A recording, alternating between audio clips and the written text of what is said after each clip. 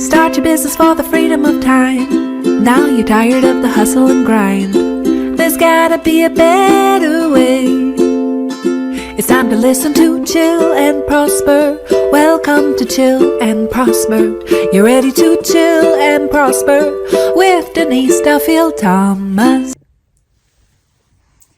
Hi, it's Denise here, and welcome to another episode of Chill and Prosper. So if you're new to the podcast, welcome.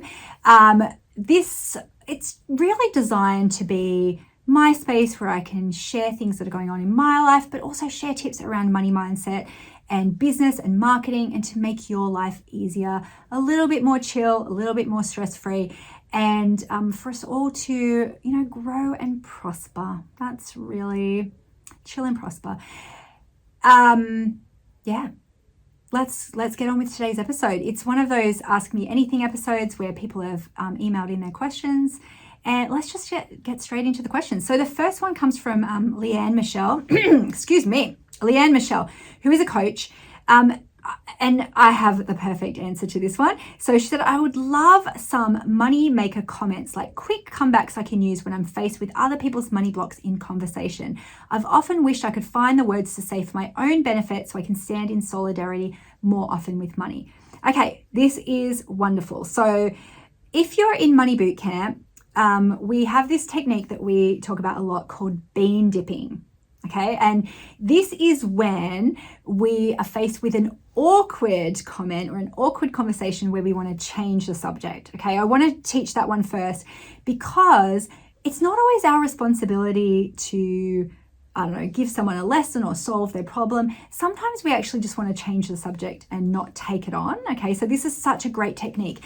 It's also a fantastic technique when you're in a situation where you feel like your money blocks are going to be triggered by other people's stuff. Okay, and a perfect example of this might be holiday get-togethers with family, where someone goes, how's your little business going? Or have you got any clients? Or are you qualified to teach that? Or even if it's non-business related, for example, oh, are you guys going to have kids yet? Or, I don't know, anything that you just go, I don't want to talk about that, or it makes you feel crap. Bean dipping is the thing. So I learnt this from DWIL, which is Dealing with In-Laws Forum. It's a fantastic resource if you struggle with boundaries around, especially around kids and family members. DWIL, DWIL, Dealing with In-Laws.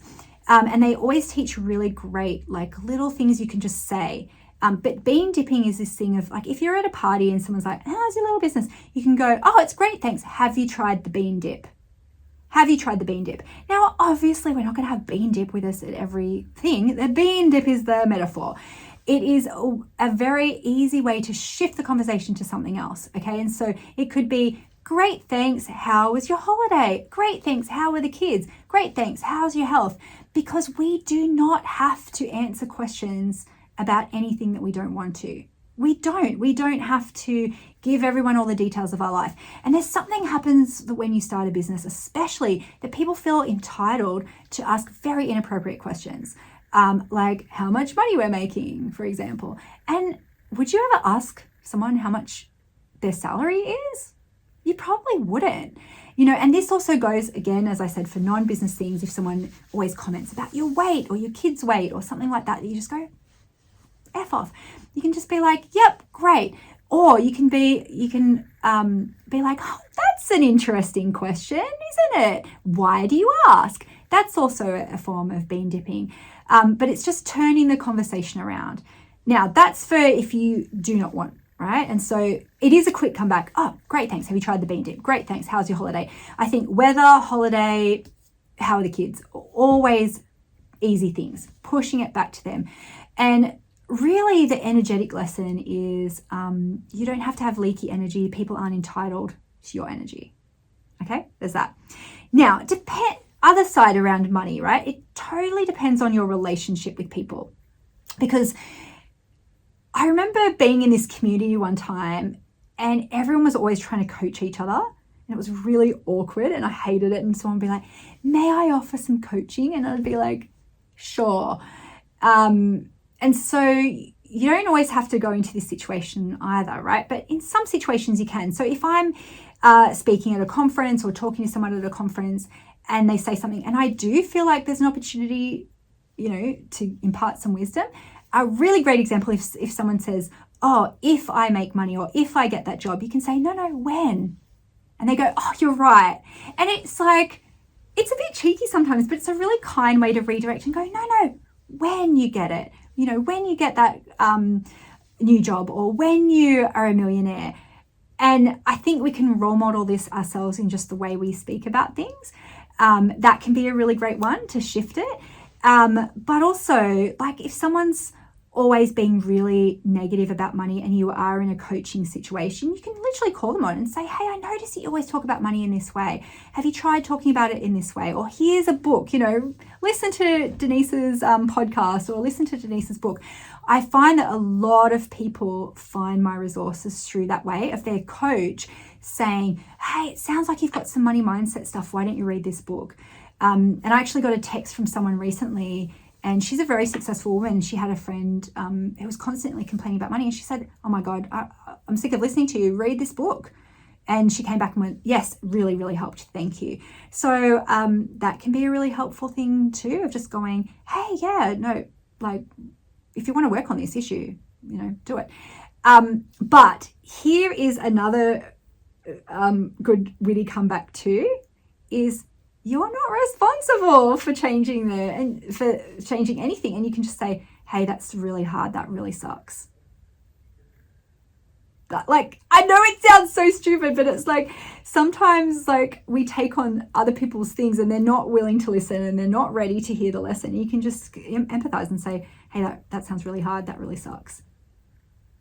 And then don't offer a solution, because, I think we take on too much responsibility sometimes. So hopefully that helps. But also, it's okay to come from a place of curiosity too with some things. If you've got a good relationship with someone, and just say, hey, why do you feel that way? Or say for example, it's a partner or something, you can be like, hey, let's have a talk about that. Where do you think that came from in your childhood? Why do you think you can't make money from that thing? And sometimes it just takes asking that question for someone to go, oh, it's because my dad used to say this thing. Oh, my dad used to say that there's, you'll never make money out of that. And you can just be like, well, you don't have to believe that anymore. You could just have a couple of little things and be like, hey, no, we're allowed to talk about this. Now, for kids, I think this has been really fun too, is that one of my kids came home and said, oh, my friend said that money is a dirty word.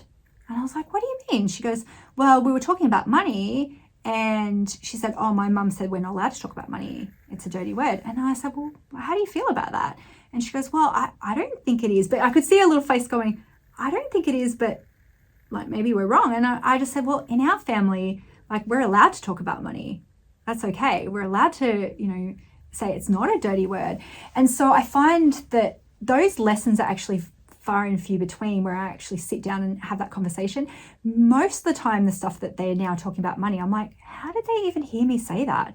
But they have. And so then they correct me sometimes, or they're like, no, we're, I'm a money magnet. I'm allowed to find money. It's really interesting that when we give up trying to change other people and just focus on ourselves, sometimes the change happens anyway, right?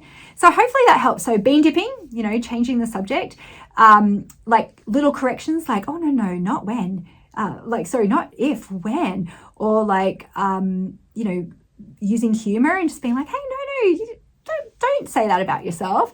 And being curious, where did that come from? Well, I don't believe that. No. And also for the people who, you don't have to change. You can just say, that really sucks. I'm really sorry. And also, it's okay for you to limit your interaction with people who are super negative about money sometimes. That's okay too. Okay, let's move on to another question. Thank you for that one, Liam. This one comes from Fern. Hi, Fern Salbo. Okay, question is, why is it hard for women to achieve their goals? What are the top 3 reasons that you think make it hard for women to actually achieve the goals? What did you do that was different from what they do? There are so many moving parts that come into play for women and their relationship to success, from like birth, childhood trauma, spouse relationships, personality type, maybe even genetic memory? Do you feel like no matter how hard someone tries what they do, follow the instructions, gurus, advice, healing, changing beliefs, that it's still going to be hard? What if they have this hope that, driven from their Kool-Aid cheers, actually ends up making them extremely unhappy in the long run? So there's a lot of things I'm not reading out. What if they realize this dream is not in their cards for this lifetime? What if it really is about self-love, ease, grace? Would love your perspectives. I've been a fan of yours for years on so many levels, but I'm seeing a shift in mindset around what women really want and need out of life. Wow, this is really, it's a really big one. And I actually have had a lot of ahas around this recently myself. So first of all, Fern, like, I do want to challenge sometimes that it is hard for women, you know, just to achieve goals in general, right? Because I find that in any time in history, whenever we've struggled to achieve in anything, there's often a lot of structural things that hold us back, you know. And so anytime a woman has gone into a male dominated field, if they start to excel, sometimes men don't like that and hold them back or sabotage them. It's happened again and again. And sorry for any men who are offended by this, but it is. And I always think of like the astronaut trials where it was found that once women were allowed to actually take those trials, that women make more efficient astronauts than men, because we use less calories, we use less oxygen, and like it probably would actually make sense for all female astronaut missions, right? But there's not as many female astronauts for lots of different reasons. So I think there is an ingrained feeling in so many of us that that maybe women are not as good at some things than men, right? And that is millennia, right, of so many reasons why we would have that in us. So I'm trying to tread carefully on this because I don't want to offend people, but it's like, what are we going to do about that in this lifetime, knowing that those inequalities still exist, especially for women of color, especially of women with disabilities or chronic illnesses, and of course, you know, so many things that are still really holding women back from having the freedom and independence to do what we want in our lives. Where I've come to a really interesting realization in my own life is that I definitely spent a lot of time and energy really racing to hit financial targets for myself. And then I got to a point where I'm like, it actually doesn't matter to me that much anymore. I don't necessarily have that drive to keep going and going and getting bigger and bigger and bigger. And I think that is something that like a lot of women have told me that is similar for them too. At just a certain point, like winning for winning's sake actually isn't that exciting. And I see that in the world at the moment, that for certain personality types, and unfortunately a lot of like very wealthy, powerful men in the world, it's never enough. It's never enough. And it's never enough money. It's never enough success. And a lot of destruction happens from that mentality. And so I've come at a place that's a very privileged place now where I'm like, well, I've hit some financial goals, and so I don't want to do it for those reasons. What do I want to achieve now? And actually for me, it's more simplicity and, you know, going to ballet and being with my kids and embracing that side of me. And I've had people then push back and go, well, are you not ambitious anymore? And I've had that in my own life too, to go, am I not ambitious anymore? And I think at every stage of our life, we have to think, what is important to me and what is okay to be important to me and nobody else. And again, as I said, that's a really privileged way of thinking about it, because I do have that privilege now of choice. And so many women still don't have that choice. A lot of people are trapped in relationships because of money. A lot of people are having to do things that they don't want to do because of money. And I think what's the solution to that, right, is that something that I know I have that my mother and my grandmother didn't have is these tools at our disposal to be able to share information with each other. Because my nan could have had an online business. My mum, you know, if she was born in that era, she could have had an online business. And so I'm not any smarter the fact that I've been able to make millions of dollars and to have financial freedom. I'm not smarter than my grandmother. We just were born in a different time. And so now I realize that privilege that we have of being able to share information with each other. Because even in the early days in my 20s, where I so desperately wanted to, set goals and talk about dream boards, I didn't know that many people in my town who were interested in those same things. So it wasn't until the internet came and all of my early clients, all of my early friends, and actually largely most of my entrepreneurial friends now are online friends who don't live in my town. And so I think that's what we can do. We can share what we know. We can help and encourage each other using these tools that were created by men to rank the looks of women at university. We can use those tools and say, hey, let me support you. Hey, this is what I've learned about this thing. Hey, here's this book that I think will really help you. Things like podcasting, being able to have a podcast, have a platform, being able to help each other. And not just an outward help, but be able to receive that support and help as well.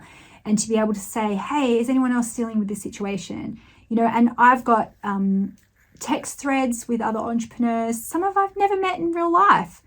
I have friendships that we support each other online, comment on each other's things, encourage each other. We've never met in real life. Online friends are real friends. And so I think, yes, there are still so many barriers for so many women, and yet I think we can embrace what we can do and help each other achieve these goals, because that's how we do it. We do it collectively, we do it communitively. I just made up a new word. And we create those communities to help and support each other. So what did I do that was different? I had a burning desire. And I asked myself, why not me? Why not me? Why not me? Why not me? And it was quite single focused, I think, in creating that financial independence for myself and for others. Okay, so don't lose heart. Yes, it can be tricky. It can be lonely. And so community is everything. Community is everything. And show up, help, and also receive help. I hope that helps. I know that was a big question. And also it's okay to do it in a way that works for you. There's so many different ways you can run a business. I really encourage you to check into your money archetype and to see, actually I'll talk about that in this. I need a little drink break, but let's pick up that thread in a sec about money archetypes and how that can help. Yes. Hold that thought. All right. I'll see you in a sec. It's your time and you're ready for the next step. It's your time and you're ready for the next step. It's your time and you're totally ready for the next step. So many times we are waiting for the perfect moment, for all of the green lights, or for someone else to tap us on the shoulder and say, you're ready. But it has to come from inside you, and you can declare yourself ready now. Put your hand on your heart and try it with me. It's my time and I'm ready for the next step. If you know deep in your heart, even if you're scared, that you're ready to let go of some of your money fears and finally profit from your skills and talents, it's time to get to work. Your next step is to come and join us in Money Bootcamp. You can work with me as your money mindset mentor and join our beautiful community so you can really give yourself permission to make money and change the world. Click below to find out more, but don't wait any longer. Come and join us today. We're ready for you and it's your time and you're ready for the next step.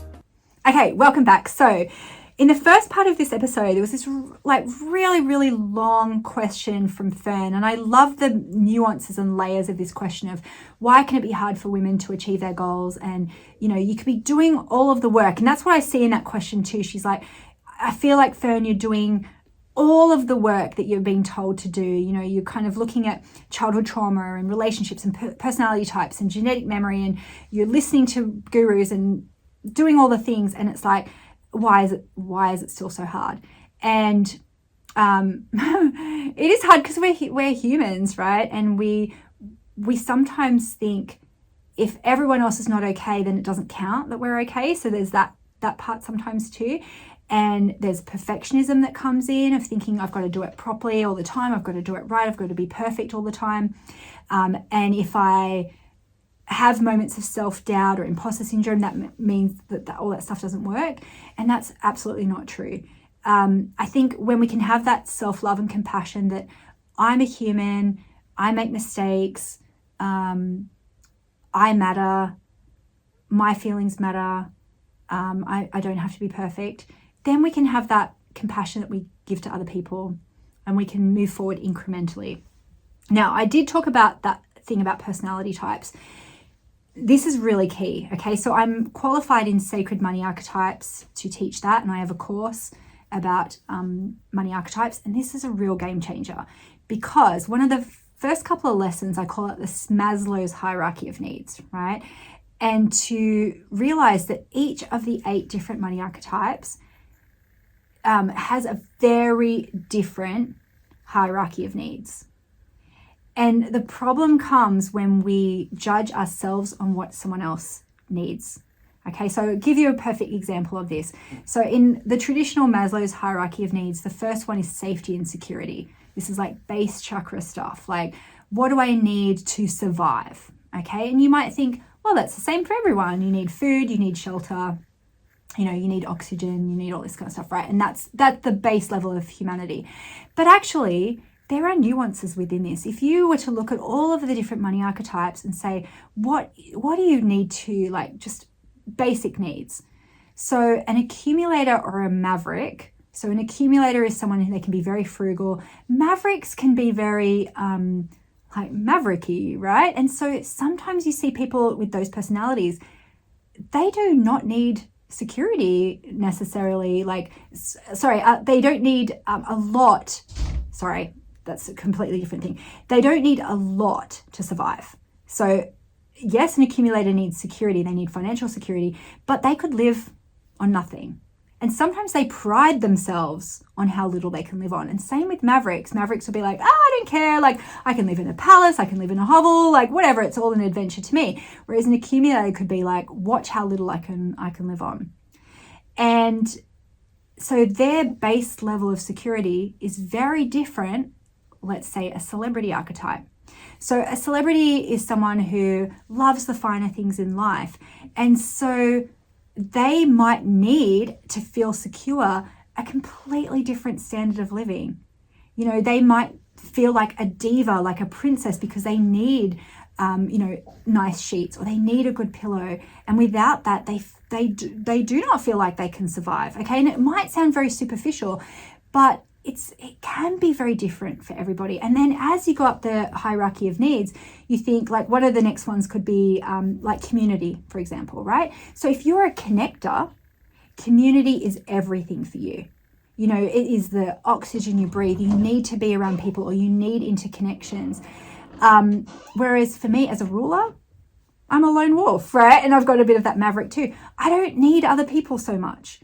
And so I feel uncomfortable if someone tries to be too like chummy with me sometimes. I don't like it, right? And I don't need that level of community or intimacy with another person. And the problem comes when we have different expectations around our own needs and other people's needs. So I know this might feel like it's going off track a little bit of why is it so hard to achieve the goals, but it's because sometimes we're attaching the wrong importance to things, or we're trying to climb the wrong ladder because that's what someone else thinks that you need. And once you understand deeply who you are and appreciate who you are, then you can set goals that are more in alignment with who you are. And also that can change over time. So I'm seeing a shift in mindset about what women really want and need out of life. And I know not everyone listens to this podcast is a woman or identifies as a woman, but I'm seeing this shift as well. But I also think, one, it's a definite global shift because of everything we've gone through globally, but also a lot of the people I know are going through a similar life stage shift around perimenopause and menopause. Not everyone, I'm going to caveat that, but I'm seeing that because I think a lot of women and people that I know have less bandwidth for risk, for stress. And I'm speaking for myself here too. I even think, 5-6 years ago when I was kind of in my late 30s, it was exciting for me to do big launches and have a lot of projects going on and feel that adrenaline rush and saying yes to everything and doing all this stuff. And as I've gone through perimenopause, I have less capacity for that. And I don't want risk. I don't want a lot of things. And I was really beating myself up about that and just going, well, clearly, like, you've just lost your mojo, you lost your motivation, and just going, oh, no, it's just a phase of life that I'm in. Where my kids are at a certain age too, and they need more from me, and I need to surrender to that. And also, as I said earlier, the ego thing of going, the highest annual revenue we've done in my business is around the 5 million mark. And I was like, what's next? Let's double it again. And then I was like, but for what? For why? And I had to really sit with that and go, for no reason. So it's okay if you don't want to do it. It's okay if you earn way less, because that's just not a priority for you anymore. And I think that can be hard if we're always in a thing of more, better, and money is a marker for success. And so like last year, I achieved some goals that had nothing to do with money. I submitted a cross stitch to a craft show and got a highly commended. They didn't even do a certificate or a ribbon. It was like a card. My dog won an ice cream eating competition at the park and I got a trophy. Well, he got a trophy, but it's in my office. I won Ballerina of the Year at my studio. I got a distinction in my first ballet exam that I hadn't done in 25, 30 years. And so my goals have shifted. And I had to go through a little bit of an ego death of that too, of going, but if I'm not hitting big financial goals, what are people going to think? Are they still going to want to listen to me? And it sounds silly now because I've gone through that work, right? Of going, oh no, it's okay for me to want what I want. And so what we can give ourselves permission for and role model to others is it's okay for us to want what we want. It's okay for our goals to look different to other people because of our money archetype or our value system or our stage of life or whatever it is. So I hope I gave you some ahas around this. And I think the last part is the work is ongoing. And we sometimes think, oh, when is it going to be over? I have kinesiology every single month. And I'm always talking about the same stuff that I'm helping other people to do because I need someone to hold space for my fears and insecurities around stuff. And I still feel like I don't have all my shit together. I really don't. And knowing that I can't achieve everything all at once and giving myself permission to do it a bit more incrementally, and that's okay too.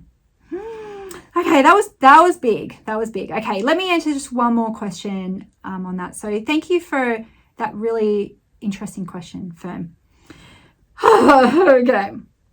Okay, this is a nice, easy, light one. This is from Lisa Anderson.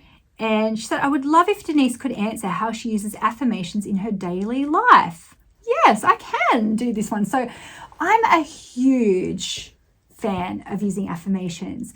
And I think they can be different things for different times in your life. Okay, so when I was starting my business and I was really struggling with charging, I loved using the affirmation, I serve, I deserve. I serve, I deserve. And I use this affirmation to remind myself and as a pattern interrupter that, hey, it's okay to charge. It's okay to give and receive. It's okay. It's a breathing thing. You can't just inhale, you can't just exhale. You have to do both. Okay, so the way that I practically use that though, if I've got an affirmation that I'm using to help me with a particular problem, I will put it everywhere. So I'll make a special screensaver on my laptop. And at the moment, my laptop is used for a goal. So it just has a goal written on there. But I like making my goal into affirmations sometimes too, right? So it could be, every day and every way I'm getting wealthier and wealthier. Or it could be, it's safe for me to make large profits. That's what I'm working on at the moment because I'm selling something and I was like, oh, I don't deserve to make profit out of it. So my affirmation to be a pattern interrupter and catch myself in that moment is it's safe for me to make large profits. Okay, so I'll put it on my screensaver. I'll put it on my phone. I can't show you my phone because I'm recording from it. But I'll also do little pop-ups on my calendar. So every morning at like 8:10, there'll be a little pop-up that comes up on my phone and it will be one of my affirmations. And I'll just read it and I'll go, and it's just enough of a pattern interrupter to go, yes, okay, cool. Also, because I have ADHD, I've always got a little song running in my background all the time. So sometimes I'll turn my affirmations into like little jingles or little songs so I can just get them into my mindset. I also use songs as affirmations too. So if there's a particular goal I'm working on, I might find a song that relates to that. Or like even just in a vague sense, like a song about money or something like that. So then I'm thinking about things. But we call these money anchors in Money Boot Camp, where they're just little reminders throughout your day of abundance. So it doesn't have to be an affirmation. It could be a candle that smells like the goal you're trying to achieve. So years ago when I was wanting to manifest my beach house, I found this blue glass candle and it's, one of those ocean smelling ones. And when I sat in my office, I'd burn it and I'd go, this is what it's going to smell like at my beach house. And then I just forgot about it, and I just would do it there. But it became this anchor for me. It could be the mug that you use has an affirmation on it. It could be the jewelry. So I often have jewelry that's meaningful for me. So this one's it's like a little compass, and I have quite a bit of compass jewelry actually. And it just reminds me like it's my choice. It's my choice where I go. It could be a little ring. Sometimes I have rings with little symbols on them.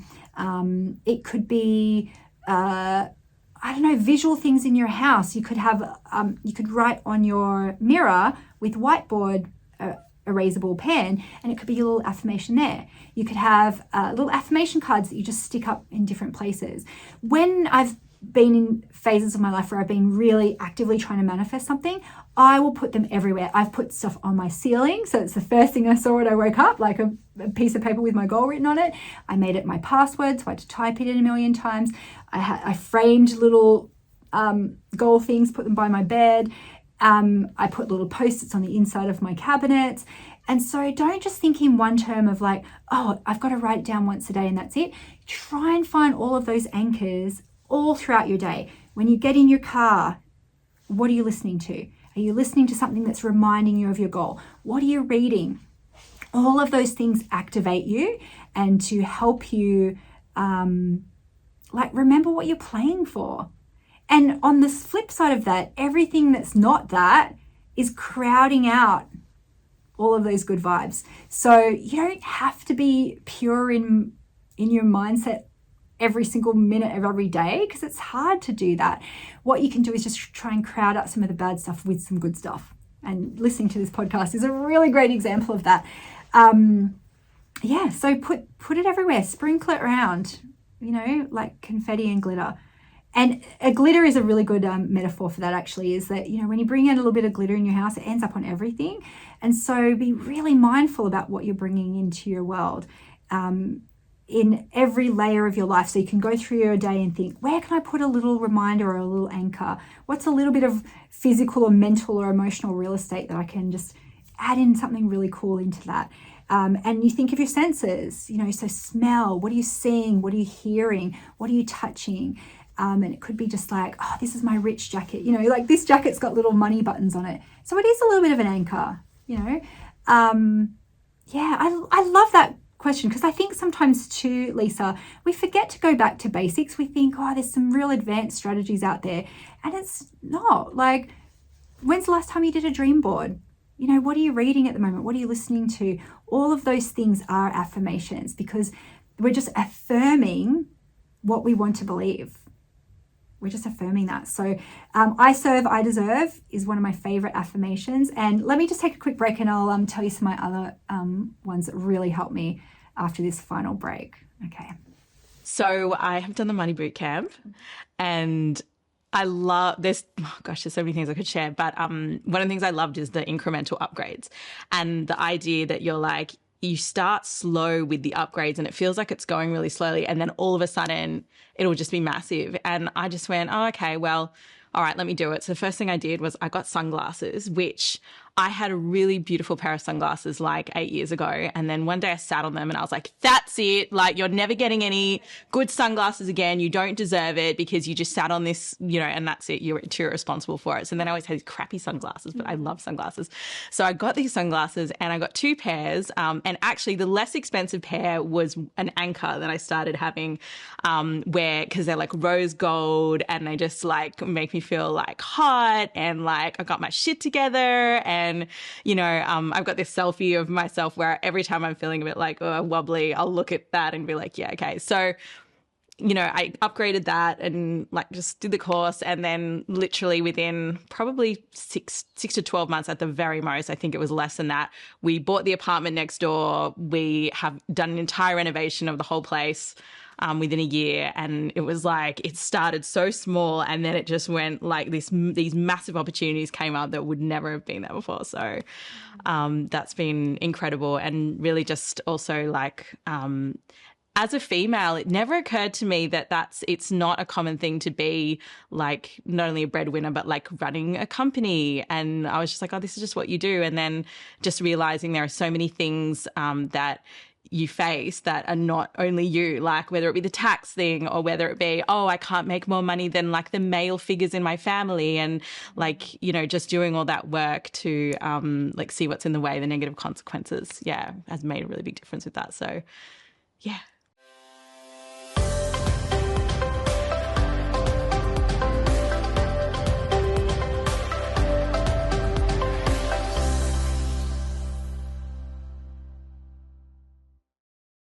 Okay, so my final thought, when Lisa was asking me about how I use my affirmations. So my favorite one is, it's my time and I'm ready for the next step. And I've been using this for over a decade now, and it means different things to me at different stages of my life. So at the first couple of times I used it, it was just like, why not me? I'm allowed to, it is my time, no more waiting. And then I think you can go through the affirmation and emphasize a different word. So you can be like, it's my time. It's my time. Because sometimes we think, no, it's about my kids now. Or, I don't want to make other people feel bad. Or I've had my time. So it's like, it's my time. And then it's my time. Like, it's my time. And that could mean different things. So when I say that straight away, I go, oh my God, I've only got so many hours in the day. I need to set boundaries. It's my time. Like, this is my one and only life. Like, I'm not going to waste it on things that don't bring me joy. And then it's the next part of the affirmation is, and I'm ready for the next step. So it could be, well, I am ready. I don't have to wait for other people to be ready. I'm ready. And then I'm ready. Ready is a interesting word too, because sometimes we think, I'm not ready. All the pieces aren't in place together. I'm not ready. I have to wait for external symbols. I have to wait for other people to tell me I'm ready. It's like, no, I'm ready. I'm ready for the next step. I'm ready for the next step. And that always makes me feel like, oh, I don't need to know the whole path. I don't need to know how this is all going to unfold. I don't need to have it all in place. I just need to know the next step, and I'm ready for the next step. And what happens when you say this affirmation is that sometimes an opportunity will come in and you'll go, but I'm not, oh, no, I'm not ready. But it's like you asked for it. You've set that in motion, and then you can start to say yes to those things that show up. So I honestly use that affirmation. I wouldn't say daily, that one, but I reckon at least weekly I say that to myself of going, it's my time and I'm ready for the next step. And that's it. You can use that, as I said, every stage of success, because I think I got to a point where I was like, but I've created success. It's not my time anymore. I have to step aside. I've had my, good luck. And then I'm like, no, it is my time. I am ready for the next step. And it kind of takes out some of those excuses. Okay, so I hope that helped. I'm not perfect with, I don't write down my goals every day, but I have a lot of those anchors in place, and they're enough just to kind of keep me at least a a base level of motivation, and then I can ramp those up as and when I need them. So hopefully that helps. And if you've enjoyed listening to this episode, if this is one of your weekly anchors, which I hear this from a lot of people, they go, you know, I listen to you every week. Thank you. I'm so happy to be contributing to your life in a positive way. That makes me feel so happy and of service. And I have an ask. If you aren't subscribed, if you just listen to this as a one-off episode, you can hit subscribe on whatever way you listen to this episode, so you always get those episodes. But also, I would love if you shared this. So if you've got a favorite episode, you can share the link to that particular episode, share it with your community, share it with a friend, or just share in general to say, here's the link, I've been listening to this podcast and I really appreciate it. But also, and I don't think I've ever asked for this because I don't even know how to do it myself necessarily, to leave a review. I don't read them, so it's totally okay if you want to give me a 1-star review, because it's good to have balance. But yeah, leave a review. That would be really kind. I have no idea how to do it at all, but if you can figure it out, I'd appreciate that. And yeah, keep listening. And thanks so much. All right, well, let's not be awkward. Thanks for listening, and I'll see you next week on another episode of Chill and Prosper. Have a great day. Bye. Start your business for the freedom of time. Now you're tired of the hustle and grind. There's gotta be a better way. It's time to listen to Chill and Prosper. Welcome to Chill and Prosper. You're ready to chill and prosper with Denise Duffield-Thomas.